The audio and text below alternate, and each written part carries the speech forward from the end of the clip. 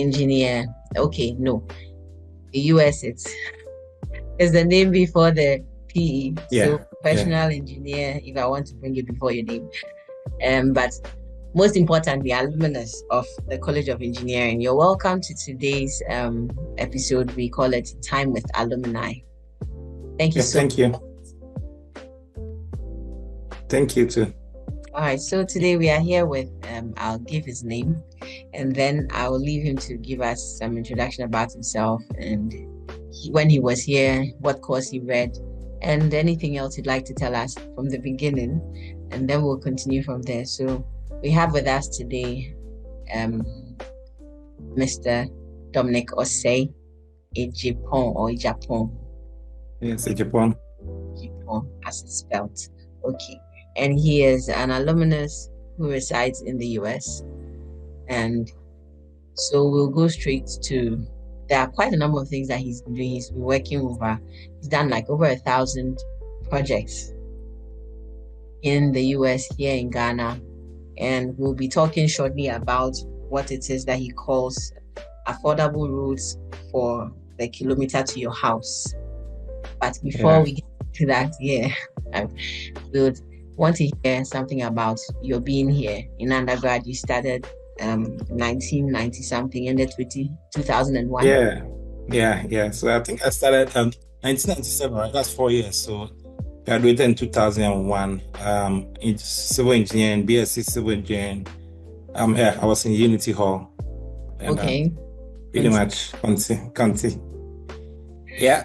So I was like, what? What did you specialize in? So I think I did a bit of transportation. Transportation, yeah. That was where I think my project was in water resources too. Yeah, wastewater resource. Water distribution in Accra. That's a shortage of Accra. Water in Accra. So I think we had to do 3, right? So I did transportation and then water and then structures. I think those were the 3 that I did. Those are the 3 general civil. Yes. But you are right now roads, transport. Right now I'm in geotech. Geotech. Yeah, geotech engineering. But then it covers everything, right? Geotech covers everything. So as much as I'm geotech as my specialty, I deal with almost everything. So buildings, roads, what have you, anything, water resources, and yeah. So yeah, all the disciplines that I study: structures, geotech, environmental, structure, transportation, all are coming into play right now as I practice. But geotech is what my professional engineering is in geotech, and my master's at the University of Maryland was also in geotech. All right. How long have you been out of school? Let's do the calculation. This is right. So yeah, 2001, right? 2001. So that's what, 24 years now?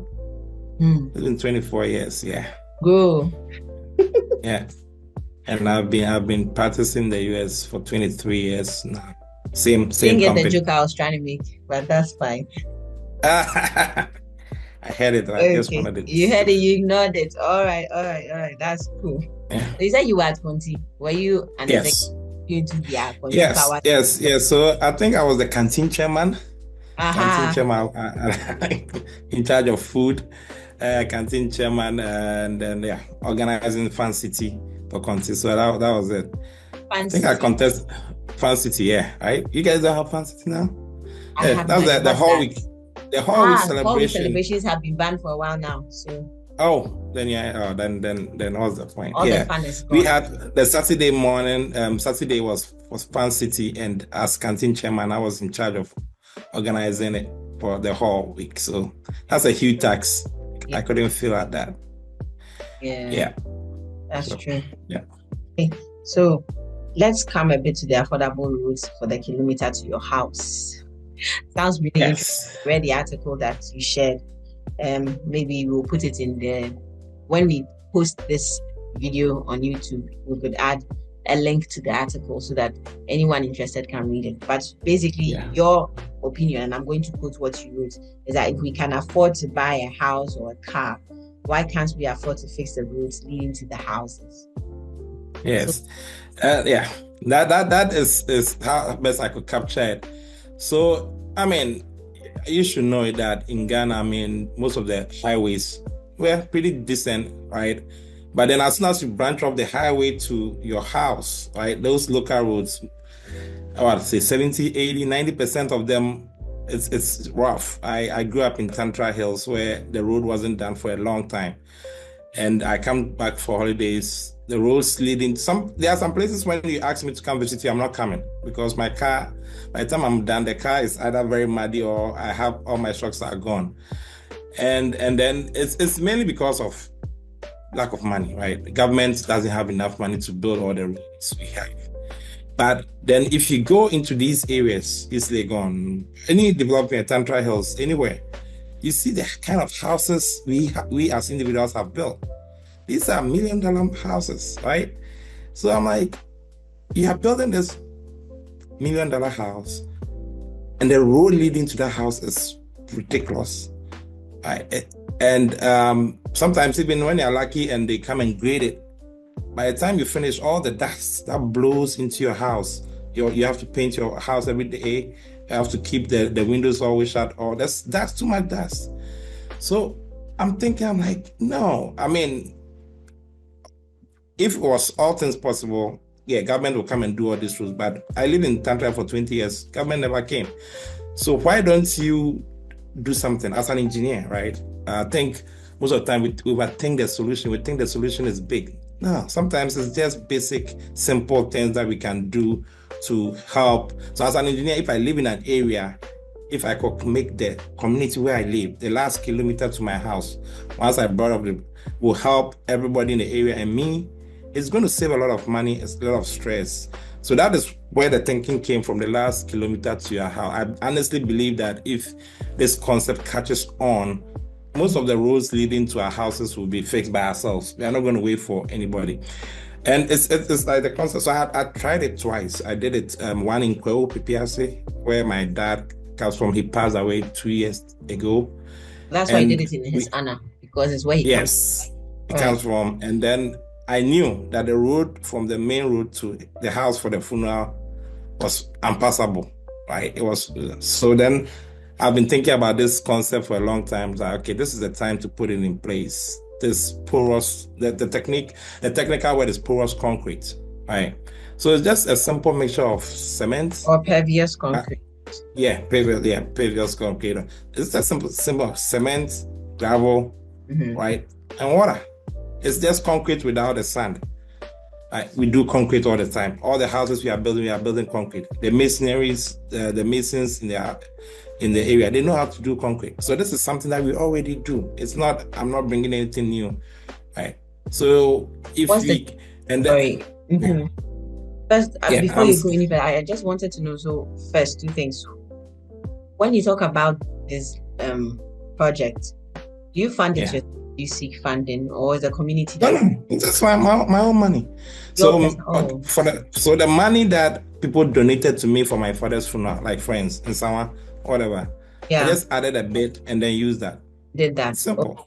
And then like second, I said, but if people go ahead, for longevity's sake of this project, are you hoping that people will catch on and then come together, put monies together, or you're looking at creating something that you put a fund aside for?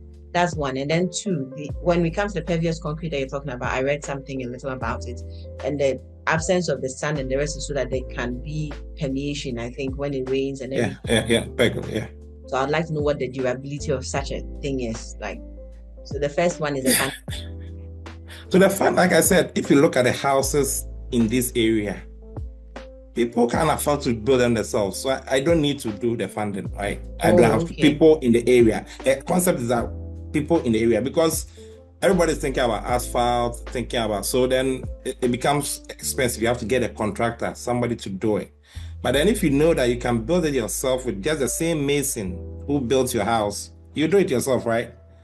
So it's just about making that technology and spreading the word that anybody at all. I was sitting here and instructing my mason and my carpenter, all the laborers to do it from on my phone, just telling them, hey, do this, and they knew exactly what to do, and then mix the concrete right, and then they did it themselves. So anybody can do it.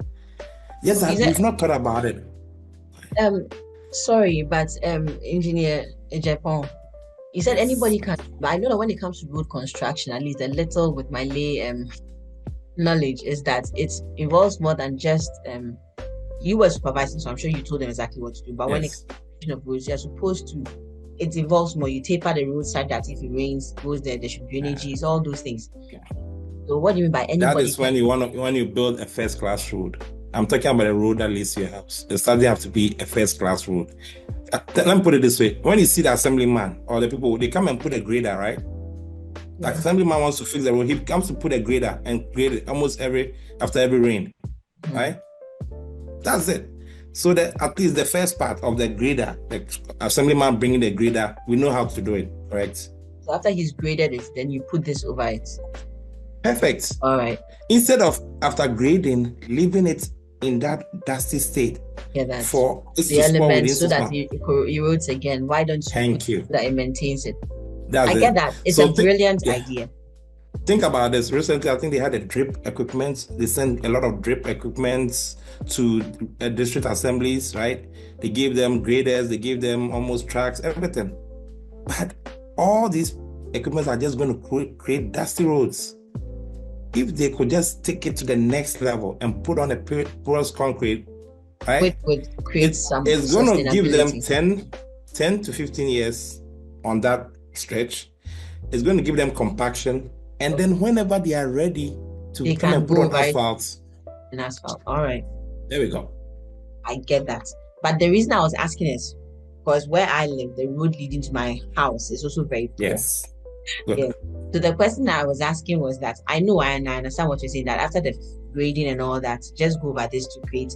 But we also know that when it rains, like I was saying, you have these graders and some of them, I don't know whether you've experienced it, but we don't have too many people who are, for lack of a better word, knowledgeable, unless it's Yes. yes, and then maybe technician engineers who have done Yeah. the diploma also in the polytechnic. But where you have artisans who haven't been to school to understand exactly why the road must be this way and that, Yeah. and if they are the Yeah. ones manning these machinery that are grading, you might not get a good runoff eventually. So you'd I have get, had this pervious concrete over the road and then create yeah. another. That's why I'm asking you, what's the long term? The nature of it is very forgiving. All If you right, don't even have the greatest because of the permeation. salesman, yeah, All right. you're gonna. It's very forgiving, and this is not for, like I said, we are not building a highway. We are just trying to reduce the dust in our community, something we can drive on, and then also just livable, and then keep it in place so we are ready to do the real road construction. Right. And I'm saying that because there are a lot of roads, even here in the US, that are in that condition. There are a lot of rural roads. Once we get off our highways, the road leading to most of the houses in the mountains are like that. So it's just something that we've not thought of. Everybody wants to build this first class road, and until that happens, we are not doing anything. I I get what you're saying.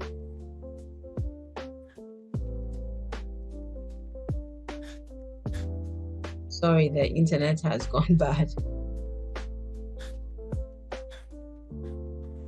But come in and okay. Okay, now Are we it's better. back? Yes, we are back. Are we back now? Yeah. Okay. Yeah, I was going to say that the one that I did for my dad, Yeah. it's still in existence, 2 years now, no issues. And based on that feedback, when my mom passed, we did another one for my mom.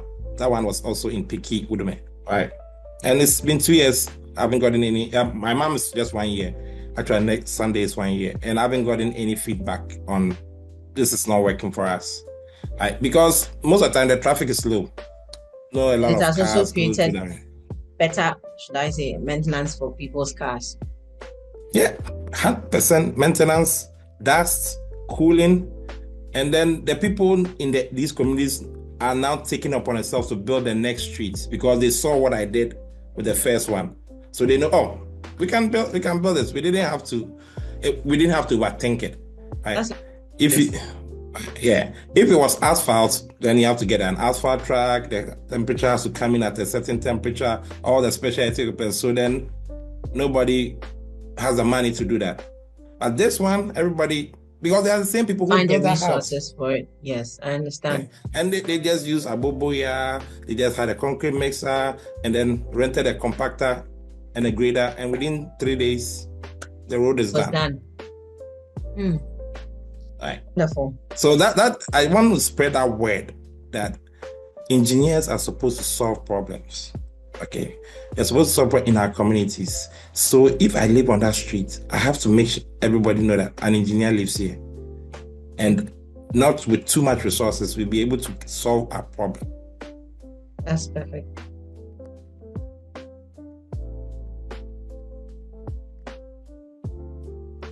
Solve problems. Sorry, the internet go down.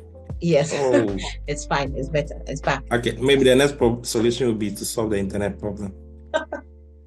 That would be great.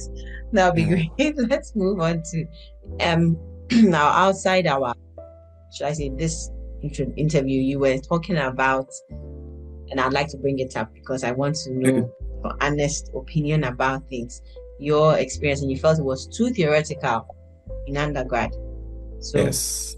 I'm guessing then that you didn't really enjoy your undergrad as not in the classroom. Yeah, not in the classroom. In the classroom, it was because I had done A-level 7 years learning theory, and I came to university hoping that I was going to learn something new and come out building skyscrapers, only to come and continue the theory. So by second year, I lost interest in academics. I mean, this is just go and chew poor and then go pass, an exam. And I think I lost interest some way, somehow. I did my exams, but then that whole energy was gone.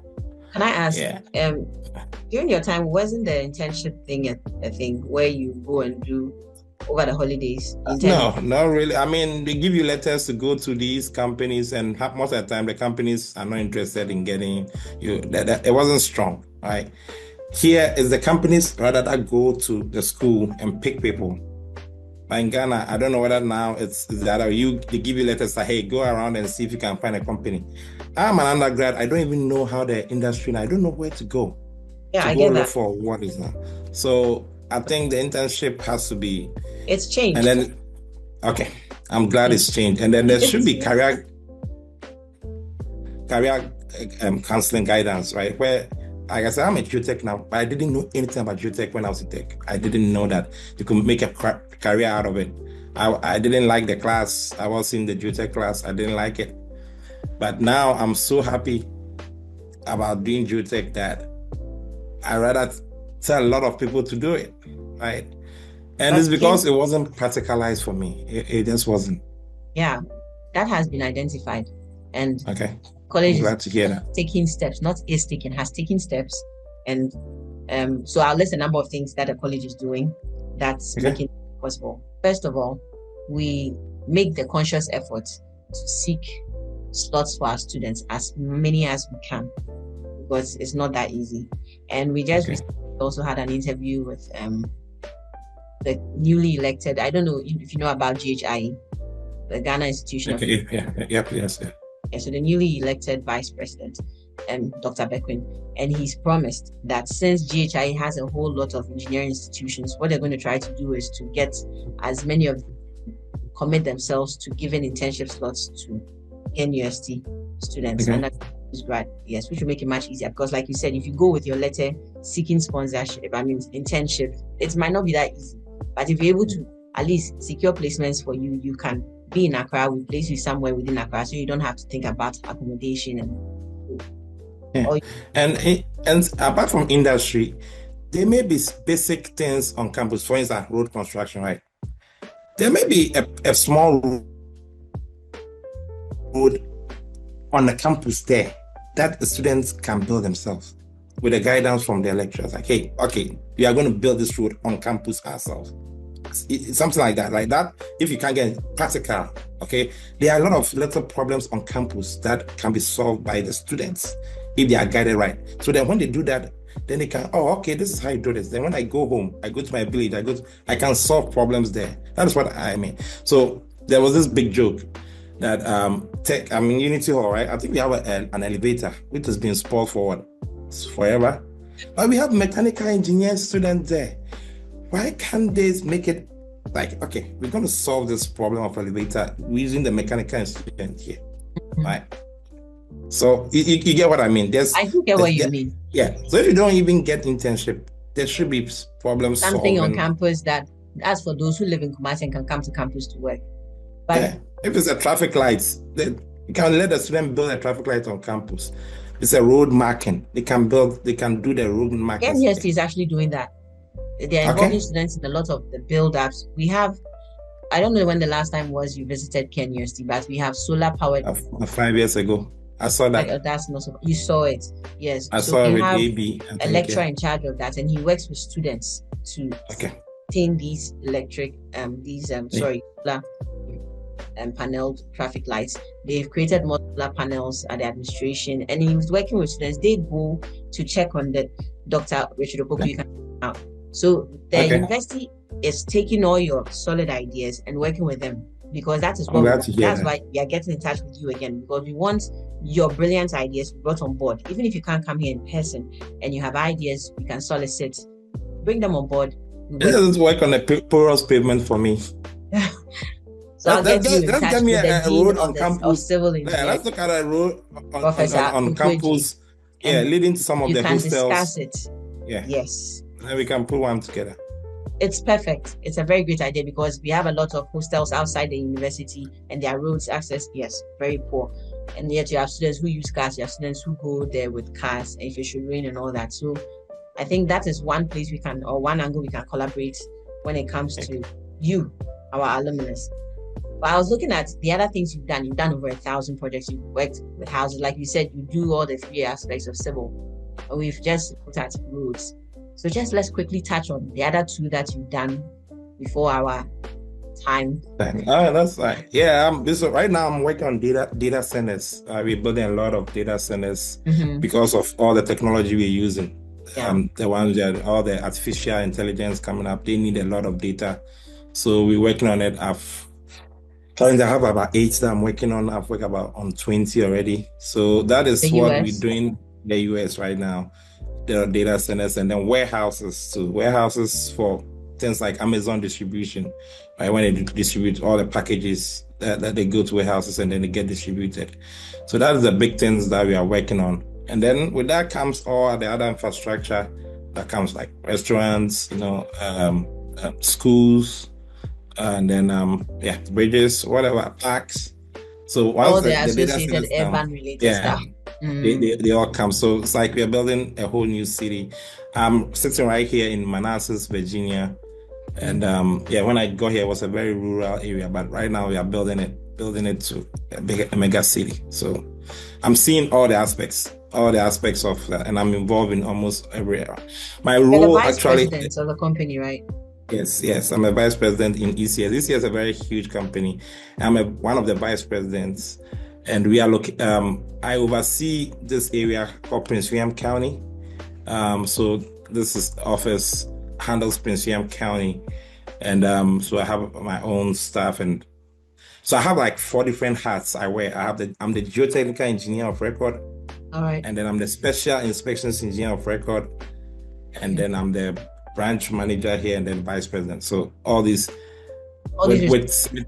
responsibility. With time, I do about 30% engineering, more management and business development as you go higher up in your career. That's the part. And for what I do, one of the things I do is a special inspections engineering, right? That is something that can create a lot of jobs in Ghana if we adopt special inspections services. What's that? So special inspections is that there are some critical structures. Let me just give an example. Anything that's critical has for high-rise buildings or street, you need a special inspector to sign off on that before anything can happen, right? Any occupancy can get. So as soon as the project starts, you have to engage a special inspection engineer who then I have like technicians, about 20 technicians who go to the field daily and write reports, and I have to review those reports, sign off daily. And then when the project is complete, I have to sign off on that project as a special inspections engineer before anything can happen.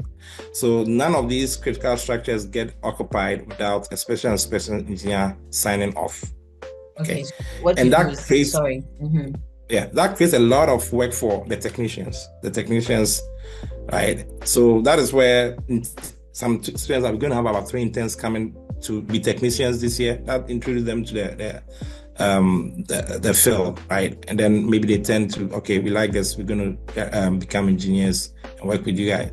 But that technician pool, ECS as a whole, have about 15,500 technicians. That is a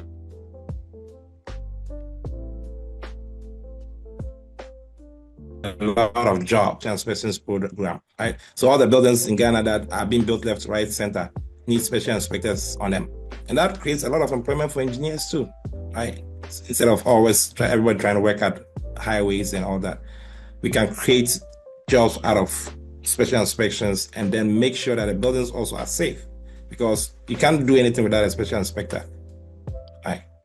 Yeah. That's a job creation part. I think we can do. All right. So these are people who are engineers who do the checks to make sure that whatever structures Final sign off are fit, and then they are held responsible for some reason. 100%. Anything goes wrong, I'm out of a job. I'm out, and you have held personally liable. Your license is at stake. So any of my buildings go down, anything goes wrong with any of my buildings, it's not even the company, it's just as a person, my license is at stake. Right? So it's a very serious responsibility that any special inspector takes seriously. And that makes sure that everything is built according to specs. So. And anybody that's supposed to take up this role does not only use the pragmatic knowledge that's gotten, but also the theoretical, isn't it? Because you have to understand why some of these things are done. Yeah, definitely. I mean, the theory, it's the practical part. You're going to deal with contractors, you're going to deal with structural engineers and all that. And then in practice, sometimes the theory is not working. You have to come up with a practical solution in the field.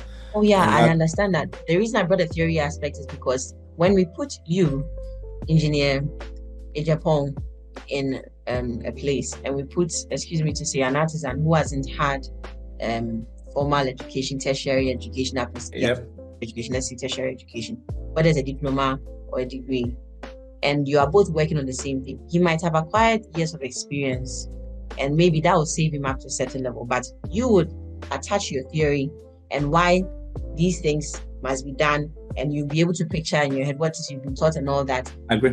Yes, in addition to your practice or your pragmatic experience, and then you would stand out. You would be able to produce a better structure. Am I wrong? Yeah. To some extent, where my technicians will do the stuff, but then they don't understand the legal implications. They don't understand the big picture. That's where the engineer, they're responsible for the big picture. What does it mean if this building comes down? What are the cost implications? What are the legal implications? That what weighs on you as an engineer, right? Compared to the technician who doesn't have the license at stake. Okay. So yeah. I get that. It is the legal part. And an example. Yeah. To ask you. Yes. Or to bring what I'm sure. Okay.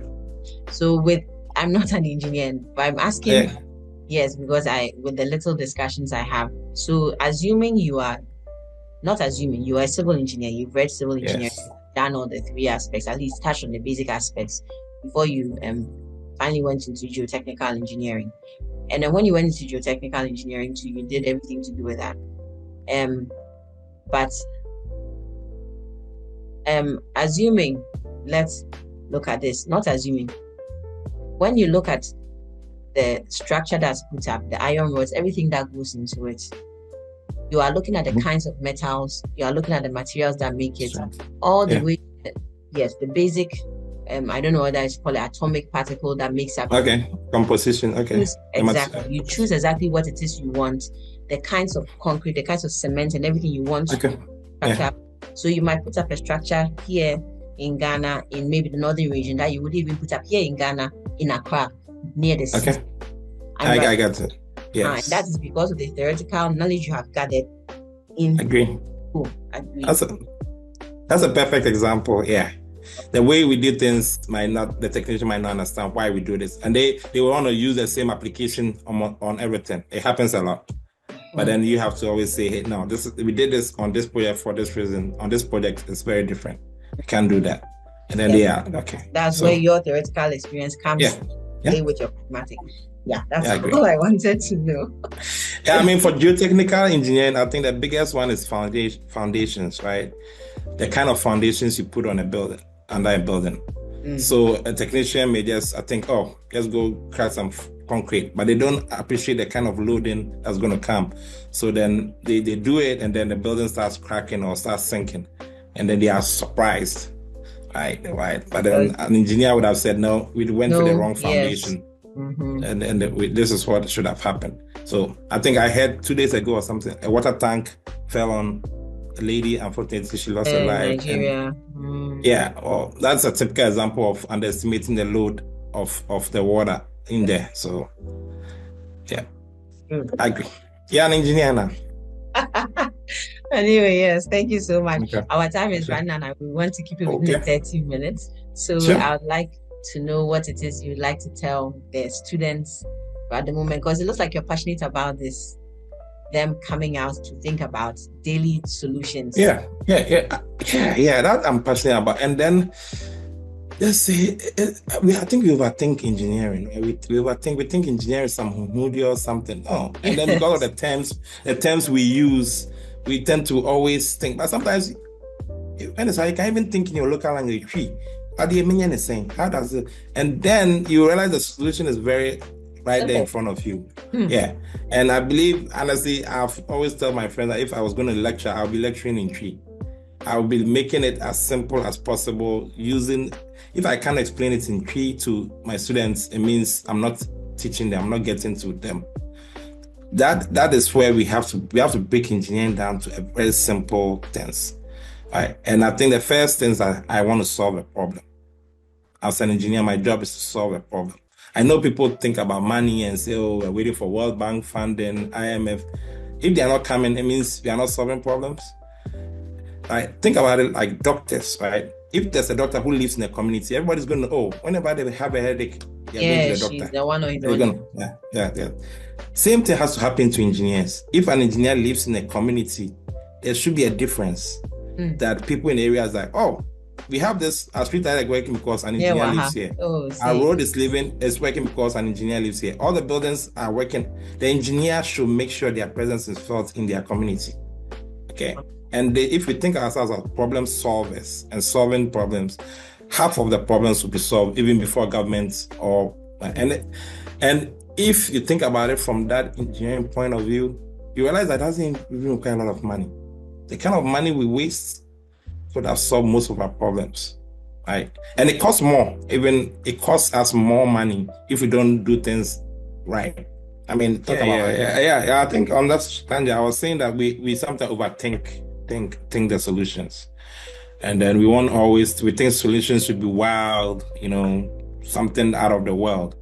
But 90% of engineering is basic. It's just basic problem solving. And like I've mentioned earlier, if you think about it in tree, you realize the solution right in front of you. On your local dialect, because everyone. Just pretty much, because it's nothing. And even if you come back and look at the terms we use in engineering, there's a translation for it. And if you try to explain it to the local artisans, you realize that it's not that easy difficult. To grasp. It's easy to grasp, but we overthink it. We think we have to build something out of the world, and then we never really solve the basic ones right starting in front of us. Okay, I see people complain about street lights. They are all because somebody stole a cable. There are systems that you can design that will make it difficult for people to steal. Same thing with the manhole covers. They're steel they use. If you are doing manhole covers and they keep stealing the steel, why don't you do precast concrete covers? You can solve the problem, but think about this. It's an engineering problem. You can always. I wouldn't argue with you, right? Okay, so we can go back into it. But I really wish that this wasn't a 30-minute interview, but when you go beyond 30 minutes, people don't pay attention. So. Okay, that's fine. That's fine.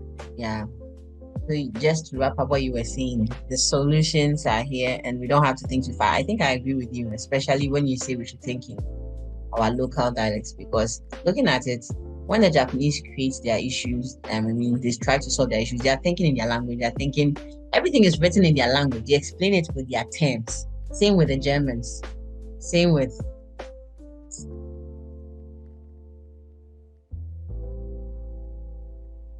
the Germans, same with the Americans who are using English, which is their native language. So you're right. If we found a way to maybe find free words or whatever for those technical terms, or even explain it in our local dialects, or simplify it in our local dialects to the students, maybe they wouldn't overthink, like you said, the ways to solve problems. Yes, I agree. Yeah, we'll use that as nuggets of wisdom, and then we'll see how our students and our faculty also incorporates that. But on that note, we'll be expecting and hoping that you would involve yourself more with college activities. Make yourself more. Yeah. So my most of my involvement had been with the school as a whole, but not with the college in particular. But yeah, I'm glad to hear the college is reaching out on its own and making it more like focused than We are the only instead of the whole that. KNS. Yeah, We are the yeah, only which is really good. At least you always tend to be. It's a big campus. It's a big school, so it's easier to, when you narrow the field of it's easier to connect. So yeah, I'm happy with the initiative, and I pray it's sustainable. It shouldn't be just a 9-day wonder. It's pretty sustainable. Yeah, we hope so too. Whatever I can do, I'll. And yeah, I mean, most of us come for vacations, so if it's like just a guest lecture, for a day, if there's a program like that, I think whenever we come in on vacation, we can incorporate that into our vacation plans to be a guest or lecturer or something like that. Yeah. Yeah, just for a day. That I think a lot of alumni will be interested in doing that. So. That's great. That's great. Thank you so much, Agyepong. Sorry for all the trouble I have put you through with the internet. And no. It was good. It was good. It's okay. Yes, it was a great and interesting conversation. I wish it were in person. Then we wouldn't have this these breaks and all that. But maybe in the future, yeah. Anytime I happen to be in Ghana, maybe we can have an in-person interview too. So that would be great. Thank you so much for your time and the at least insight you've given us to do with this pervious concrete, the fact that we can use stuff around us to solve problems, everyday problems that we are encountering. We'll look at that. Thank you very much. Thank you too.